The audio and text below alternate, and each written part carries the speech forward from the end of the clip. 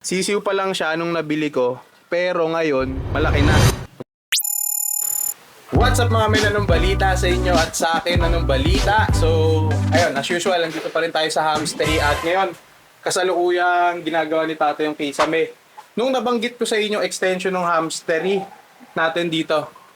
Yan, sa kabilang kwarto. So ito, ipapakita ko sa inyo. Iyan. Ayan na mga men. Ayan si Tatay. Nilagyan lang din dito ng kahoy. Nabalagbagan ng kahoy dyan.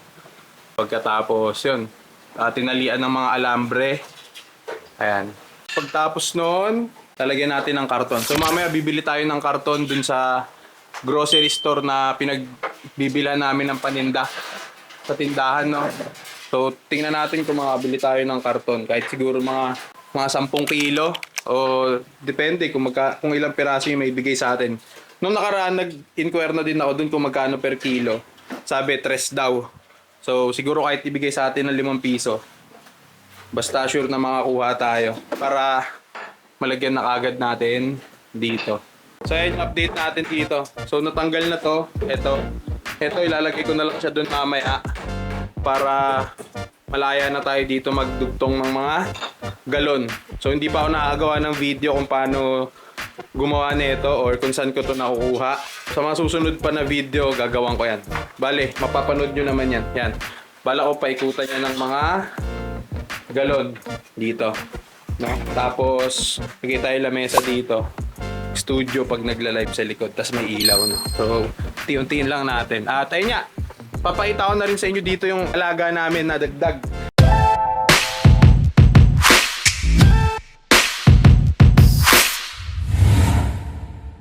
Sisiw pa lang siya nung nabili ko, pero ngayon, malaki na.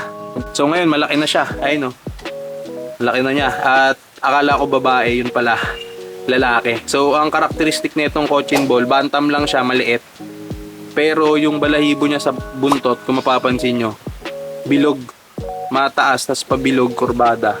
Kaya pag naatayo siya, mukha siyang bola. Ayun, no? Kaya siya tinawag na cochin ball. Tapang niyan. Nanunuka pa yan eh. Isa pa pala sa karakteristik niya, yung paa niya, mabalahibo. Siyempre, barako siya. Kailangan natin hanapan ng kapartner para mag-itlog. So, yung pinagbilhan ko niyan dati, natuntun ko kung saan nakatira. At ayun, bumili ko ng... Ay, hindi pala. Naipag-swap ako. Ang dami nangyari, diba? Naipag-swap ako ng hamster sa female cochin ball. Ayun, oh, babae. Puti. Matagal na rin to dito, parang 1 buwan na rin siya dito sa amin. Kinondisyon na to ni Tatay. Si Tatay kasi ang mag-alaga ng mga manok. Yan, tingnan yung ganda niya na, oh. Di ba? Tapos tingnan mo yung paa. Tingnan niyo yung paa. Oh, may balahibo. Di ba? Kasalukuyan pa kasi itong nakaka-recover pa lang sa pagpapalit ng balahibo. O yung tinatawag na paglulugon. Kaya hindi pa siya pwedeng i-breed. Pero kapag naka-recover na, siguro sabi ni Tatay mga 2 linggo pa. Yan, pwede na natin siyang pabarakuhan. At syempre, kapag ng itlog, mag-aasisaw tayo na cochin ball. So ayan yung ilan sa mga dagdag nating alaga. At sa susunod na video mga men, may papakita pa ako sa inyong dagdag alaga natin. Nabili ko din kung saan ko nabili itong mga cochin ball. Papakita ko na rin sa inyo. Ito, binaklas na rin ni Tatay yung bubong dyan. No, kasi ililipat na dyan ni Tatay yung pagbibistayan ng pusot. So dito mga men, inuunti-unti naming ikinakabit ni Tatay yung mga karton na magsisilbing panangga sa init ng yero ng bubong para syempre hindi mainitan yung mga alaga nating hamster dito.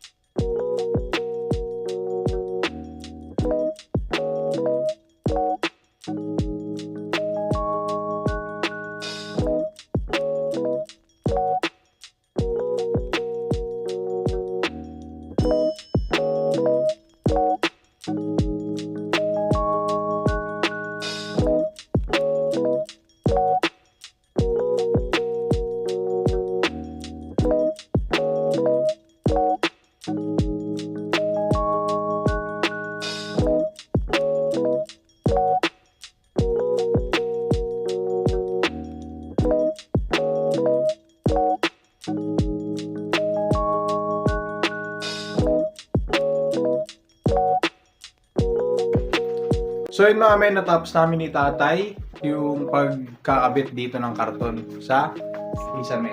Ayan siya. Di ba? So, ang next step na gagawin dito, lalagyan ng sako para may additional na pangharang sa init. Medyo low energy na. So, ayan, nilinis ko na rin dito. Ayan, kung mapapansin nyo. Ayan. Linis na rin tayo. Ayan. Dito yung mga male breeders. Dito yung mga female na hindi pa nababarakuhan. Tapos dito sa kabila is yung mga nabarakuhan na. Tapos eto, yung mga nakasetup natin sa galon ng toyo. Tapos dito yung mga robo, mga men. So kanina, nag-awat ako ng robo, yung naipakita ko sa inyo sa last video. Yung perdo na may 4 na anak.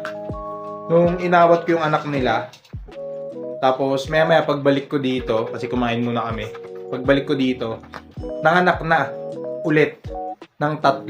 Actually, 4. Yung isa, deads. Pero yung 3, buhay. And sana magtuloy-tuloy. No? So, ayun lang. Ayun yung naging ganap natin sa maghapon. Kabit tayo dito. Sama si tatay.